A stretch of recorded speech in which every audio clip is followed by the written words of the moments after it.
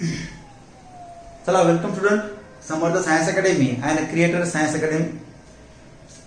आपलं चालू होतं बघा, युनिट नंबर 5 वेक्टर्स आपण स्टार्ट केलं होतं. त्यामधले मी 2 व्हिडिओ तुम्हाला रेकॉर्ड पण केले आणि तुम्हाला पाठवले पण. आता या थर्ड मध्ये काय आहे बघा, यात पण तुम्हाला थेरॉटिकल पार्ट आहे थोडाफार. तुम्हाला अगोदर बोललो होतो मी की बराच काही थेरॉटिकल पार्ट आपल्या वेक्टर्स या चॅप्टर मध्ये आहे.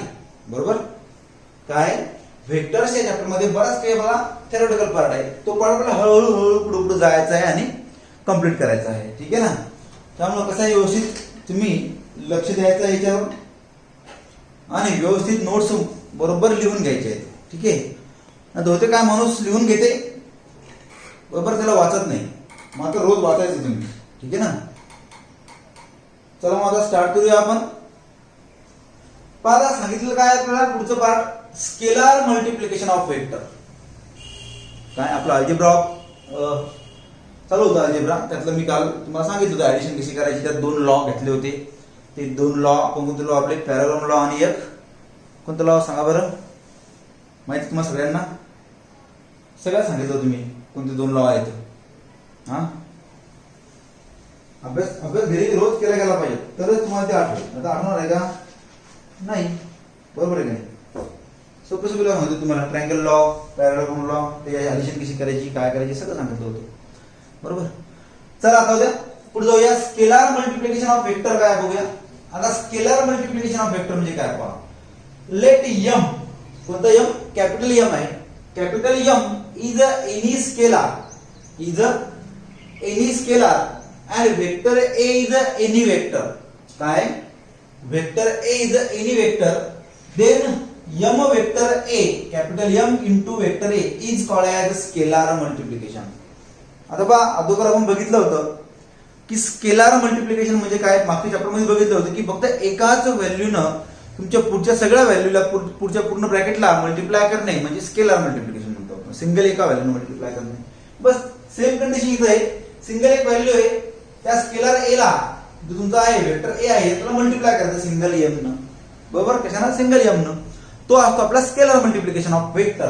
ह्याच्यातला वेक्टर उदाहरणार्थ पाहता, हा यस आहे, यस मल्टिप्लाय केला वेक्टर ए ला, किंवा -3/2 बी ला मल्टिप्लाय केला वेक्टर बी ला, -7 मल्टिप्लाय केला वेक्टर सी ला. हे एक्झाम्पल येते, 1 2 3 असे एक्झाम्पल येते. कोणाचे?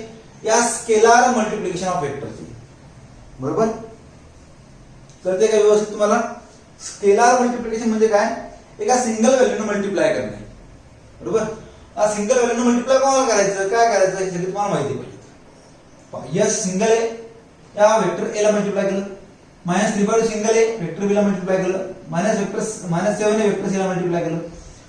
Small vector A, small vector B, small vector C. काय आहे, डोक्यावर जे आडवं चिन्ह आहे त्याला आपण काय म्हणतो? वेक्टर म्हणतो. वास्तवात त्याला असं वाचतो पण, vector A, vector B, vector C वगैरे असं वाचत असतो. ध्यान ठेवा. मग मी काय शिकलो होतं मागच्या व्हिडिओमध्ये, तुम्हाला सांगितलं होतं. तुम्ही तिने नोट्स मध्ये व्यवस्थित लिहून घेतला असेल तर तुम्हाला व्यवस्थित कळेल. अदरवाईज मात्र कळणार नाही. बरं का. पहा आता काय म्हणते, if m is a positive, काय m is a positive, then m vector a is a vector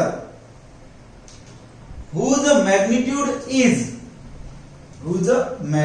is पहा काय, if m is a positive, m जर हा पॉझिटिव्ह असेल आणि जर m इंटू वेक्टर ए हे काय स्केलर मल्टिप्लिकेशन असेल, दोघांमध्ये मल्टिप्लिकेशन आहे, is a vector whose magnitude, त्याची जर मॅग्निट्यूड फाइंड करायची असेल आपल्याला तर आपण काय घेऊ शकतो, m into magnitude of vector ए असं मल्टिप्लिकेशन घेऊ शकतो. या ए ला मी काय घेतलेलं आहे, मॅग्निट्यूड ऑफ वेक्टर ए घेतलेले आहे. काय घेतलेले आहे? मॅग्निट्यूड ऑफ वेक्टर ए घेतलेला आहे. and which is in the direction, याची डायरेक्शन काय आहे, which is in the direction of vector A. त्यालाच काय म्हणतो आपण, डायरेक्शन ऑफ वेक्टर ए असं म्हणत असतो. याला काय करायचं आहे, तुम्हाला वेक्टर ए ला फक्त कशामध्ये टाकायचं आहे, डिटर्मिनंट फॉर्म मध्ये टाकायचा आहे. तो झाला त्याचा मॅग्निट्यूड. काय झाला त्याचा मॅग्निट्यूड झालेला आहे. कोणत्याही वेक्टरला आपण जर 2 रेषेच्या मध्ये टाकलं म्हणजे या डिटर्मिनंट फॉर्म मध्ये टाकलं तर त्याला मॅग्निट्यूड. फक्त वाचताना वेक्टर चॅप्टर मध्ये मॅग्निट्यूडच वाचायचं आहे. ठीक आहे. काय वाचायचं आहे, मॅग्निट्यूड ऑफ वेक्टर ए वाचायचं आहे, डिटर्मिनंट वाचायचं नाही. आता डिटर्मिनंट जर वाचाल तर चुकून जाईल तुमचं. ठीक आहे. चला नंबर 2 काय म्हणते पहा, if m is a negative, जर आता m निगेटिव्ह तुमचा काय m निगेटिव्ह आहे, मग अशा वेळेस काय होईल m vector a is a vector whose magnitude is m vector a magnitude of vector a परत तेच येईल and which is in the opposite direction of vector a. पण वेक्टर a ची जी डायरेक्शन आहे ती कशी राहील उलटी होऊन जाईल, ऑपोजिट होऊन जाईल. पहिले याच्यामध्ये पॉझिटिव्ह होता म्हणून काय सरळ डायरेक्शन आहे, असं सांगतात ना मी की डायरेक्शन वगैरे नाही, डायरेक्शन आहे फक्त ही, ठीक आहे.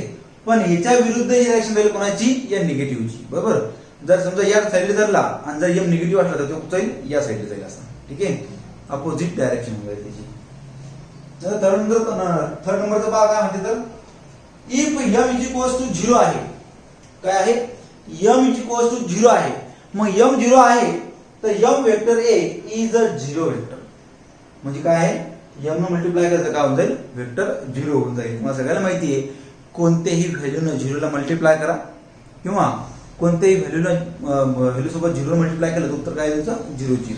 0 न कोणाला मल्टिप्लाय करा किंवा कोणत्या व्हॅल्यूनं 0 मल्टिप्लाय करा, दोन्ही उत्तर काय तुमचं सारखं येणार, 0 येणार, ठीक आहे. चला बोललो या पहा आता काही प्रॉपर्टीज आहेत, पहा काय आहेत प्रॉपर्टीज आहेत काही.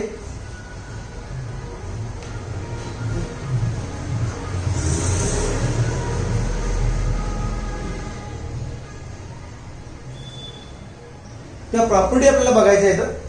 प्रॉपर्टी एकदम सोप्या सोप्या आहेत, इझी प्रॉपर्टी सगळ्या. आपण हे लिहिलं याच्यात प्रॉपर्टी दिली. आता प्रॉपर्टी मध्ये काय म्हणले पहा, जर ए वेक्टर ए आणि वेक्टर बी ची दोन ऍडिशन केली किंवा vector B plus vector A ची ऍडिशन केली उत्तर सारखेच येईल, बरोबर. म्हणजे पहा vector A plus vector B घेतलं, म्हणजे पहिले वेक्टर ए घेतला नंतर वेक्टर बी घेतला, पण नंतर आपण असं घेतलं की पहिले वेक्टर बी घेतला नंतर वेक्टर ए घेतला तर उत्तर काय तुमचं येणार, सारखंच येणार, इक्वलच येणार. उदाहरणार्थ 2 अधिक 3 किती लागले 5 किंवा 3 अधिक 2 घ्या, उत्तर काय येणार 5च येणार. बदल एक काही, फक्त बदल काय केला आपण, त्याचे एलिमेंट चेंज केले. फक्त पहिला होता दुसरा लागला, दुसरा होता पहिला टाकला, उत्तर त्याच्यानंतर तुमचं बदल नाही. उत्तर काय तुमचं उत्तर बदलत नाही. ओ आता माझं सर उत्तर बदलते असं काही होत नाही. हा एक मिनिट,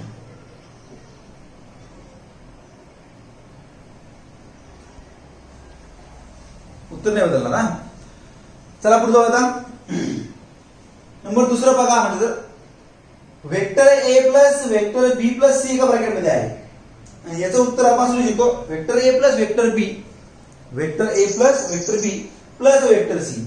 म्हणजे तुम्ही ब्रॅकेट कोणाला टाका उत्तर तुमचं परत तेच येणार.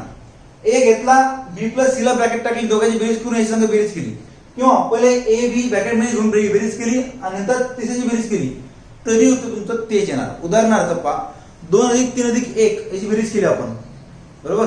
किती लागली 2 अधिक 3 5 आणि 6 किंवा आम्ही म्हणतो 3 अधिक 2 किती लागले 5 अधिक 1 घेतला तर तरी किती उत्तर आलं आपलं 6 झालं. म्हणजे कोणाही दोघांची पहिले बेरीज केली तिसऱ्याला ऍड केला तर तुमचं उत्तर तेच येणार, उत्तर बदलणार नाही. अशी आपली नंबर 2 ची प्रॉपर्टी आहे. प्रॉपर्टी ध्यान ठेवायची फक्त vector A plus in bracket B plus C is equals to in bracket vector A plus B plus vector C. पण थर्ड नंबरची प्रॉपर्टी काय म्हणते, जर 0 प्लस ए असेल तर उत्तर ए येते किंवा ए प्लस 0 असेल तर उत्तर काय तुमचं ए चे येते. म्हणजे कोणत्याही व्हॅल्यू सोबत ऍडिशन केली 0 ची तर उत्तर काय येते, परत तीच व्हॅल्यू येते. व्हॅल्यू चेंज होती का आपली, व्हॅल्यू कोणत्याच प्रकारे चेंज होत नाही. नंतर इथे पहा m in bracket m into in bracket vector A plus vector B असेल तर हा m कोणाला मल्टिप्लाय असतो, हा m या वेक्टर ए ला पण मल्टिप्लाय असतो या वेक्टर बी ला पण मल्टिप्लाय असतो. म्हणजेच काय होईल पहा m vector A plus m vector B, काय m vector A plus m vector B, m दोघाला पण मल्टिप्लाय राहील, ठीक आहे. स्केलर मल्टिप्लिकेशन प्रमाण राहील, तो सगळ्या आतमध्ये मल्टिप्लाय होऊन जाईल. नंतर पहा मल्टिप्लिकेशन रूल काय होतो पहा a इंटू 0 घ्या किंवा 0 इंटू a घ्या, उत्तर काय तुमचं 0. कोणत्याही व्हॅल्यूला 0 मल्टिप्लाय करा किंवा 0 ला कोणत्याही व्हॅल्यू मल्टिप्लाय करा, उत्तर काय तुमचं येईल 0 च येईल. अशी प्रॉपर्टी आपली. नंतर 1 ची प्रॉपर्टी काय म्हणते पहा, 1 न कोणत्याही व्हॅल्यूने मल्टिप्लाय केलं, 1 ला कोणत्याही व्हॅल्यूने मल्टिप्लाय केलं किंवा कोणत्याही व्हॅल्यूने 1 ला मल्टिप्लाय केलं तर उत्तर काय येते तुमची तीच व्हॅल्यू येते, व्हॅल्यू बदलत नाही. 1 फक्त 1, हा मायनस 1 ची गोष्ट करत नाहीये मी फक्त 1 याची गोष्ट करत आहे, ठीक आहे. ही पण प्रॉपर्टी लिहून घ्यायची व्यवस्थित तुम्ही. चला इथपर्यंत व्यवस्थित झालं आपला. आता थर्ड पार्ट आहे आपला प्रोडक्ट ऑफ वेक्टर. कोणता पार्ट आहे थर्ड पार्ट आपला, प्रोडक्ट ऑफ वेक्टर. प्रोडक्ट म्हणजे काय? दोघांचा गुणाकार. प्रोडक्ट म्हणजे काय? दोघांचा गुणाकार. आता यात बी दोन प्रकारचे प्रोडक्ट पडलेले आहेत. काय पडलेले? दोन प्रकारचे प्रकार पडलेले आहेत, टाइप्स पडलेले आहेत प्रोडक्ट ऑफ वेक्टर मध्ये. पहिला प्रोडक्ट आहे स्केलार प्रोडक्ट आणि दुसरा आहे वेक्टर प्रोडक्ट. या स्केलार प्रोडक्टला आपण काय म्हणतो? डॉट प्रोडक्ट म्हणतो. काय म्हणतो? डॉट प्रोडक्ट म्हणतो. स्केलार प्रोडक्ट म्हणजेच डॉट प्रोडक्ट. ध्यान ठेवा, एखाद्या तुम्हाला स्केलार आणि पण डॉट प्रोडक्ट येईल. ठीक आहे. आणि वेक्टर प्रोडक्ट तुम्ही म्हणतात क्रॉस प्रोडक्ट. क्रॉस प्रोडक्ट, हा क्रॉस प्रोडक्ट किंवा हा वेक्टर प्रोडक्ट नाही येत नाव, तर क्रॉस प्रोडक्ट येते. ध्यान ठेवायचं का? क्रॉस येऊ का वेक्टर येऊ दोन्ही एकचे, डॉट येऊ का स्केलार येऊ दोन्ही सारखेचे. ठीक आहे. दोघांचे दोन वेगवेगळे फॉर्म्युले येतात. ठीक आहे. ज्यावेळेस आपल्याला क्वेश्चन विचारतात किंवा आपल्याला क्वेश्चन येतात की find the equation in dot product, find the equation in vector product वगैरे असं येतात, तर त्यावेळेस तुम्हाला ते सांगायचं आहे. ठीक आहे ना. त्यावेळेस तुम्ही ध्यान ठेवायचं. एक मिनिट. ठीक आहे. लाईट गेली आपली, जाऊ द्या, असू द्या. चला पुढे जाऊया आपण आता. स्केलार प्रोडक्ट काय म्हणते पहा. स्केलार प्रोडक्टचा स्पेशल फॉर्म्युला आहे. ओके. दोघांचा फॉर्म्युला येतं. याचा फॉर्म्युला काय म्हणतो पहा. Vector A dot vector B असेल, डॉट हा vector A dot vector B dot product, हा डॉट म्हणून डॉट प्रोडक्ट, त्याला आपण काय म्हणतो? स्केलार म्हणतो. Vector A dot vector B is equals to modulus of vector A into modulus of vector B, दोघांचा मॉड्युलस काढला, into cos theta, into cos theta. हा आपला फॉर्म्युला आहे. या फॉर्म्युलाला मी लालच्यात असं हे करून घेतो, पहा तुम्हाला कळेल व्यवस्थित. आता समजा याच्यापैकी आपल्याला फक्त कॉस थिटा फाइंड करायचा असेल, काय करायचं असेल? फक्त कॉस थिटा फाइंड करायचा असेल, तर कॉस थिटा फाइंड करण्यासाठी आपण काय करू शकतो? पहा बरं, कधी तुम्हाला सगळ्याला आता हा कॉस फाइंड करायचा आहे, तर कॉस फाइंड करायचं नाही. बाकीचे दोन जाऊ दे इकडं, इकडे मल्टिप्लिकेशन मध्ये आहे, हे कुठेतरी इकडे डिवाइड होतं.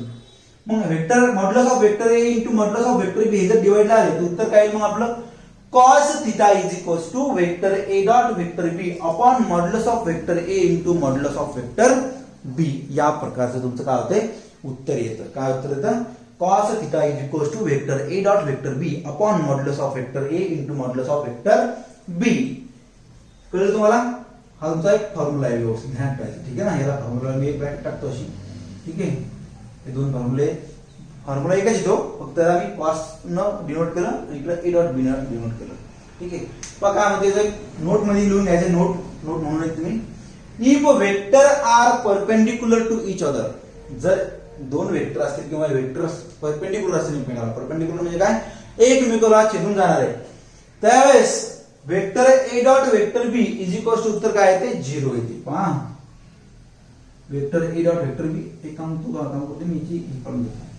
हा एकच ध्यान ठेवायचं. याच्यावर तुम्ही हा सॉल्व्ह केलेला आहे. ठीक आहे. याच्यावरून हा सॉल्व्ह केलेला आहे.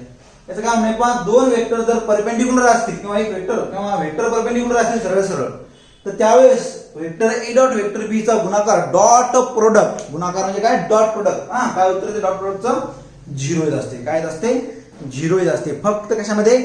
जर परपेंडिक्युलर असतील वेक्टर तरच डॉट प्रोडक्ट काय येतो? आपला 0 येतो, अदरवाईज 0 येत नाही. मनानं नियम बनवायचे नाहीत बरं का. तुम्हाला लय सवय असते काय की हुशारचे असतात नाही मोठे, ते मनानं बनवतात एखादी गोष्ट की नाही बा असं असू शकते, मग परपेंडिक्युलर असेल तर असं होईल, पॅरलल असेल तर कसं होईल. जे दिलेलं आहे तितकं सांगतो तितकंच लिहायचं, एक्स्ट्रा माहिती लिहायची नाही. माहिती असेल तरच लिहायचं, नाही तर लिहायचं नाही. ठीक आहे. नंतर 2 नंबरचा भाग काय म्हणते तर वेक्टर प्रोडक्ट किंवा क्रॉस प्रोडक्ट, त्यालाच काय म्हणतो आपण? Cross product. पहा आता वेक्टर प्रोडक्ट किंवा क्रॉस प्रोडक्ट. एक मिनिट. आता वेक्टर प्रोडक्ट काय म्हणतो? वेक्टर प्रोडक्ट म्हणजे काय? Cross product. क्रॉस म्हणल्यावर दोघांचा गुणाकार. काय? दोघांचा गुणाकार. क्रॉस म्हणल्यावर काय? दोघांचा गुणाकार. मग वेक्टर ए क्रॉस वेक्टर बी दिसत नाही का? त्याचं संपूर्ण लाईट कमी करतो मी, लेन त्याची सांगतो. दिसते ना? ओके दिसते. पण आता वेक्टर ए इंटू वेक्टर बी नाही म्हणायचं, याला तसं म्हणायचं नाही. याला कसं वाचलं आपण? डॉट मध्ये वाचलं, कारण की डॉट प्रोडक्ट आहे. याला कसं वाचायचं मग? क्रॉस प्रोडक्ट मध्ये. A cross B, vector A cross vector B असेल तर उत्तर काय येते पहा? Modulus of vector A dot modulus of vector B dot sine theta into N cap. आता एन कॅपचं काय भानगडी आहे तुम्हाला की एन कॅप काय आहे? पहा n कॅप काय येतं, when n cap is the unit vector perpendicular to both a and b, कोणाला या a ला पण आणि b ला पण कसा आहे, युनिट वेक्टर परपेंडिक्युलर आहे. कसा आहे, परपेंडिक्युलर आहे, तो आपण म्हणतो आपण n कॅप. ओके, चला पुढे जाऊया. आता या फॉर्म्युलाला मी मॉड मध्ये टाकतो. मॉड मध्ये घेतलं तर कसं होईल पहा, mod in mod vector a cross vector b, vector a cross vector b is equals to modulus of vector a dot modulus of vector b into sine theta, into sine theta. ठीक आहे, n cap काय आहे, unit vector perpendicular to both a आणि b. हे n cap घ्यायचं काम नाही actual formula मध्ये. ठीक आहे, पण लिहिताना असं लिहायचं त्याला. मग आता यात तुम्हाला काय फक्त साइन थीटा जर फाइंड करायचा असेल तर साइन सोबत कोण आहे, modulus of vector a dot modulus of vector b. हे मल्टिप्लिकेशन मध्ये जवळ तिकडं गेले डिवाइड मध्ये, तिकडे डिवाइड मध्ये गेलं काय होतं, sine theta is equals to in mod vector a cross vector b upon modulus of vector a dot modulus of vector b, modulus of vector a upon modulus of vector b, a into b दोघांचा गुणाकार dot product मध्ये. इथं पण एक तुमचं काय note लिहून घ्यायची आहे, ही पण एक नोट आहे. काय नोट म्हणते पहा, if the vectors are parallel, जर वेक्टर्स हे पॅरलल असतील, पॅरलल म्हणजे काय, एकमेकाला न छेदणारे असे पॅरलल असतील, तर पॅरलल असतील तर काय होईल, पॅरलल ऑर कोलिनियर किंवा कोलिनियर असतील, एकमेकाच्या वरून जाणारे असतील असे. ठीक आहे, कोलिनियर असतील तर क्रॉस प्रोडक्ट नेहमी कसा येतो, झिरो येतो. म्हणजे a cross b equal to काय येत असते, झिरो येत असते. आपण शो दॅट, प्रूव्ह दॅट असं विचारतात स्टेटमेंट मध्ये, किंवा prove that it is a cross product. मग आपण काय प्रूव्ह करायचंय, a cross b equal to zero prove करायचंय. एखाद्या आपल्याला विचारतात की बा प्रूव्ह दॅट डॉट प्रोडक्ट, मग डॉट प्रोडक्ट माहित पडतं आपल्याला की a dot b equal to zero. त्यासाठी आपल्याला लागणारे फॉर्म्युले वगैरे घेऊन सॉल्व्ह करावं लागतं, उत्तर करावं लागतं. ते पुढे पार्ट आहे, पुढे बघू आपण हळूहळू. ठीक आहे, तर याप्रमाणे तुमची थोडीफार थेरी आज पण मी कव्हर केलेली आहे. असंच आपण हळूहळू एक एक पार्ट पुढे जाऊया. थेरॉटिकल पार्ट हळूहळू संपत घेऊया. भरपूर थेरॉटिकल पार्ट आहे आपल्या वेक्टर या चॅप्टर मध्ये, पण तरी कोणीही चिंता करू नये, कारण काळजी करायचं काम नाही. प्रत्येक गोष्ट मी एकदम शांततेत आणि हळूहळू तुम्हाला समजून सांगत आहे, जी प्रत्येकाला समजेल असं. ठीक आहे, व्यवस्थित फक्त नोट्स लिहून घ्यायचे आहेत. याचा एक सगळ्यांनी स्क्रीनशॉट पहिले काढून घ्या. काढला का सगळ्यांनी स्क्रीनशॉट? काढला असेल, व्यवस्थित तुमच्या वहीमध्ये लिहून घ्यायचं आहे. कुठं नाही कळलं तर मला माझ्या व्हॉट्सअप नंबरवर मेसेज टाकायचा आहे, विचारायचं आहे की बा सर हे काय आहे. ठीक आहे, कोणतं कुठं समजलं नाही तर मला ते विचारायचं, थोडा पॉईंट मला परत तुम्हाला क्लिअर करून देईल.